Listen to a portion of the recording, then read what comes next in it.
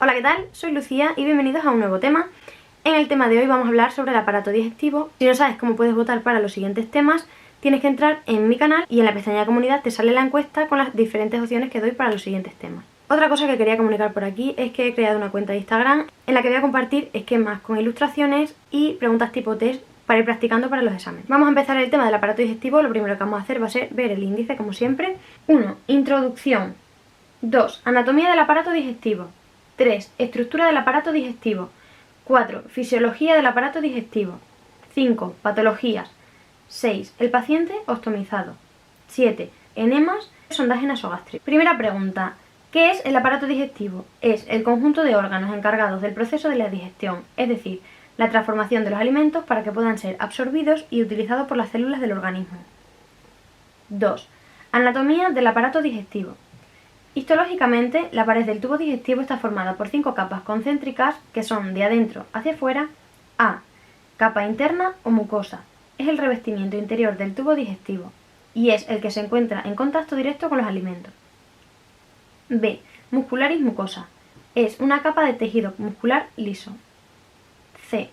Capa submucosa. Se encuentra debajo de la mucosa y está compuesta de tejido conjuntivo. Contiene vasos sanguíneos, glándulas y tiene la función de controlar la motilidad de la mucosa y la función secretora de las glándulas. D. Capa muscular externa. Está compuesta, al igual que la muscularis mucosa, por una capa circular interna y otra longitudinal externa de músculo liso, exceptuando el esófago, que habría músculo estriado. Esta capa muscular tiene a su cargo los movimientos peristálticos que desplazan el contenido de la luz a lo largo del tubo digestivo. E. Capa serosa o adventicia. La adventicia está formada por un tejido conectivo laxo y la serosa aparece cuando el tubo digestivo ingresa en el abdomen. 3. Estructura. A. Boca y glándulas salivales. La boca o cavidad oral es el lugar por donde los alimentos comienzan su viaje a través del aparato digestivo.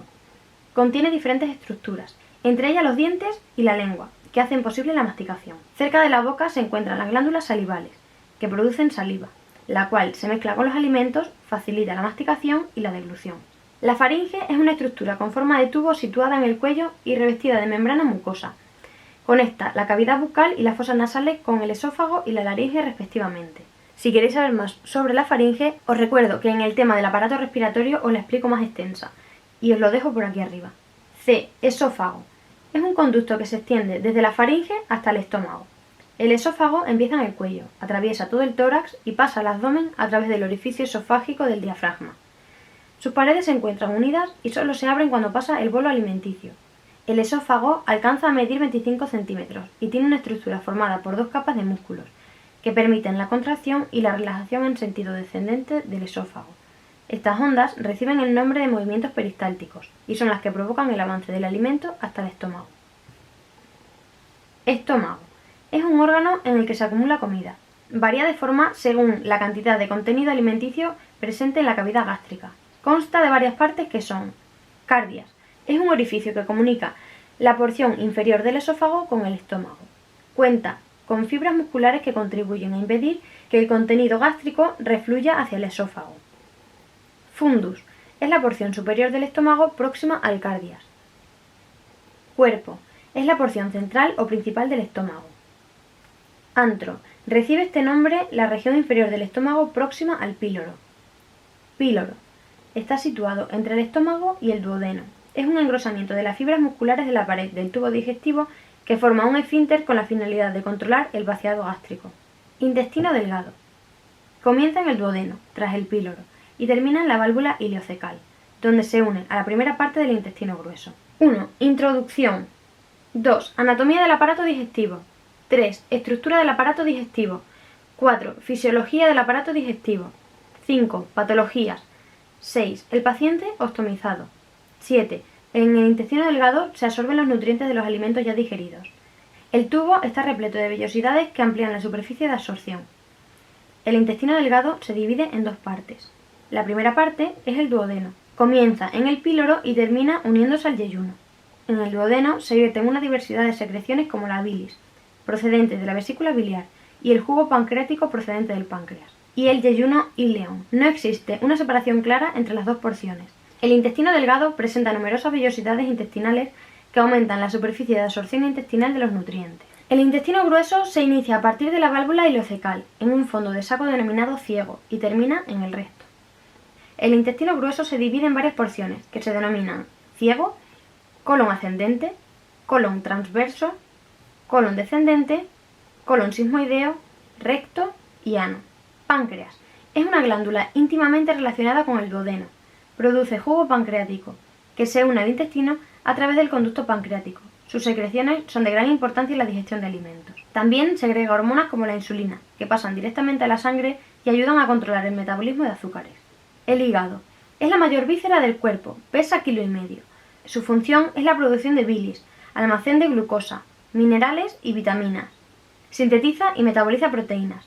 Además, metaboliza medicamentos y otras sustancias.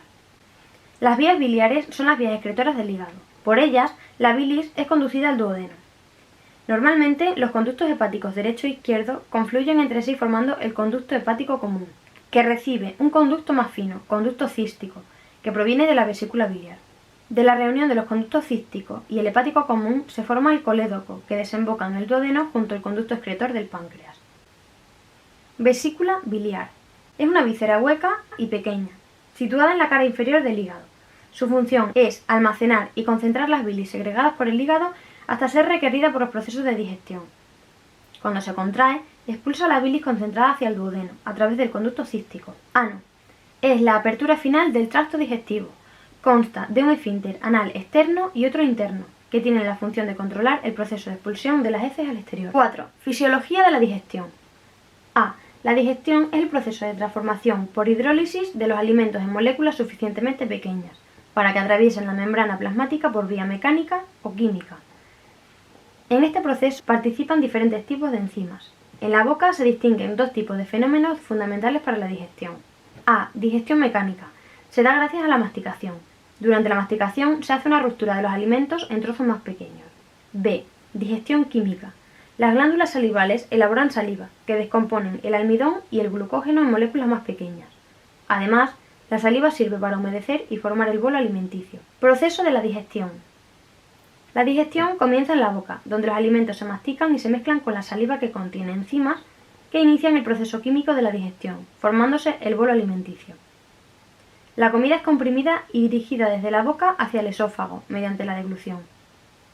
Y del esófago al estómago, donde los alimentos son mezclados con el ácido clorhídrico que los descompone. El bolo alimenticio se transforma en quimo. Debido a los cambios de acidez en los distintos tramos del tubo digestivo, se activan o desactivan diferentes enzimas que descomponen alimentos. En el intestino delgado, el quimo, gracias a la bilis secretada por el hígado, favorece la emulsión de las grasas y gracias a las lipasas de la secreción pancreática se produce su degradación a ácidos grasos y glicerina. Además, el jugo pancreático contiene proteasas y amilasas, que actúan sobre proteínas y glúcidos.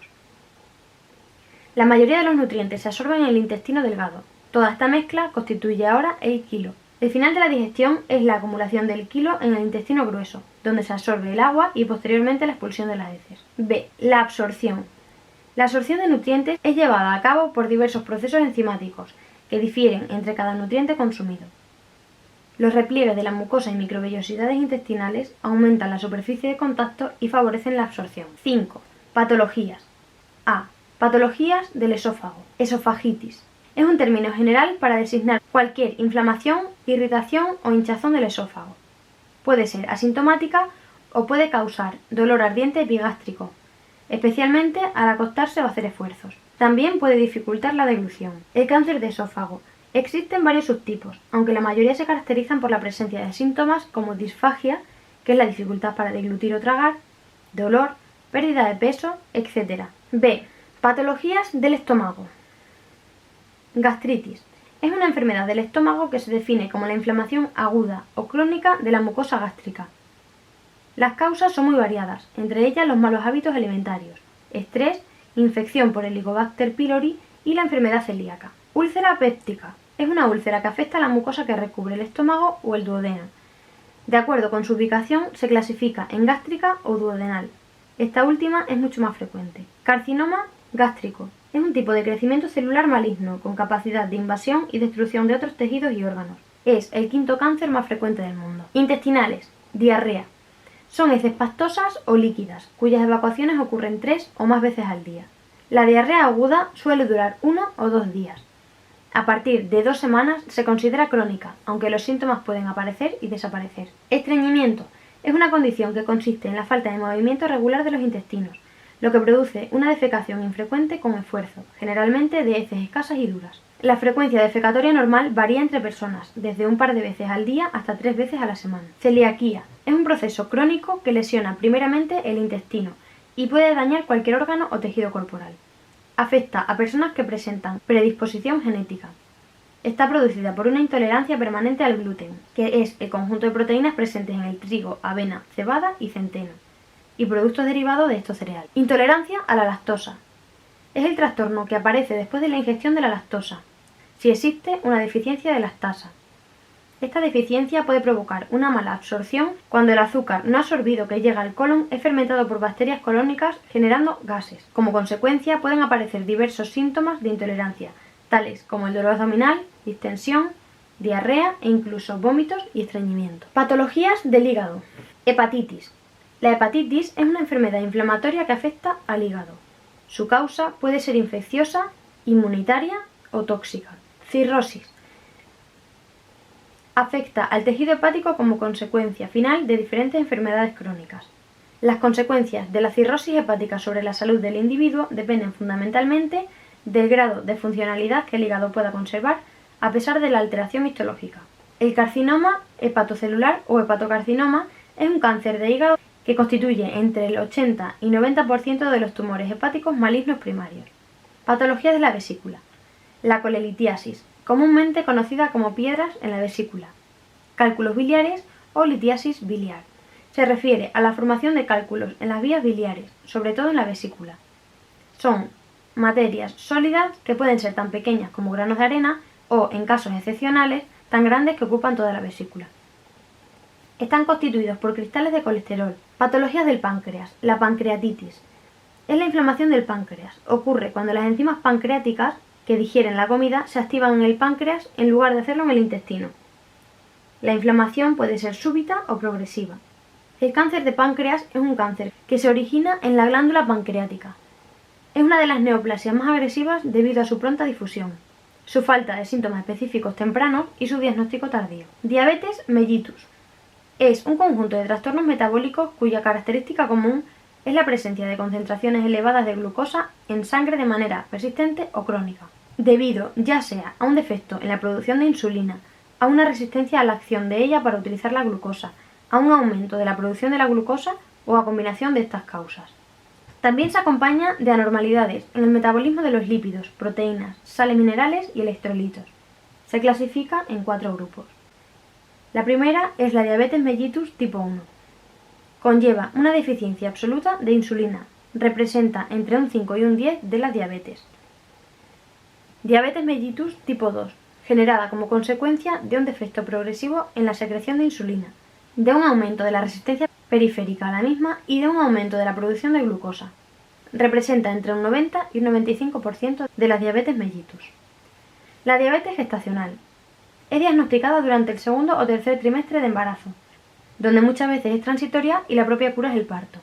Diabetes producida por otras causas, como endocrinopatías, infecciones y otros síndromes genéticos. 6. Paciente ostomizado. Una ostomía es un procedimiento quirúrgico en la que se realiza una apertura estoma para un órgano hueco. Se presenta en varios casos. 1. A nivel del sistema digestivo, en la pared abdominal. Puede ser duodenostomía, yeyunostomía, ileostomía y colostomía, para dar salida al contenido intestinal. Directamente en el estómago, gastrostomía. En el sistema urinario pueden ser nefrostomías, ureterostomías, vesicostomías, etc. A nivel respiratorio, traqueostomía o toracotomía. Una persona sometida a una cirugía de ostomía recibe el nombre de paciente ostomizado. Se pueden clasificar en de una pieza. Es una bolsa que se pega a la piel mediante adhesivo. Adecuado para heces sólidas e infrecuentes. Seguramente el caso de las colostomías, ya que la piel sufre cada vez que la bolsa se despega para reemplazar. De 2 piezas. En este caso, la bolsa no se pega sobre la piel, sino que se coloca sobre una placa que es la que va pegada al abdomen. por lo que se puede cambiar la bolsa cuantas veces se quiera sin dañar la piel. La placa puede mantenerse durante varios días sin cambiar. Son adecuadas para pieles sensibles y en caso de que se necesite reposo de la piel peristomal. El inconveniente de este sistema es que si la placa es muy rígida, no se adaptará a la curvatura del abdomen y se puede despegar más fácilmente. De 3 piezas, similar al anterior, pero con clip de seguridad. A su vez, las bolsas pueden ser abiertas, disponen de un clip para abrirla y vaciarla sin despegarla de la piel o la placa, más adecuadas para las ileostomías, con evacuaciones y llenados de bolsas frecuentes.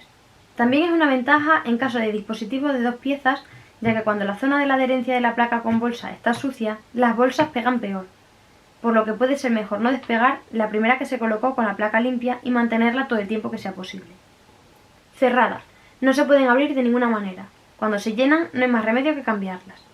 Más adecuadas para las colostomías, que evacúan con menos frecuencia. Con válvulas de vaciado. Disponen de un grifo para poderse vaciar. Adecuadas para las urostomías, dado que la salida permanente de orina obliga a un frecuente vaciado de la misma. Las complicaciones que pueden surgir son infección, necrosis, hemorragia, estenosis, edema, hernia, prolapsos o úlceras. Enema, lavado o lavativa. Es el procedimiento de introducir líquidos en el recto y en el colon a través del ano. Los enemas pueden llevarse a cabo por razones médicas o de higiene, con fines diagnósticos o como parte de terapias alternativas o tradicionales.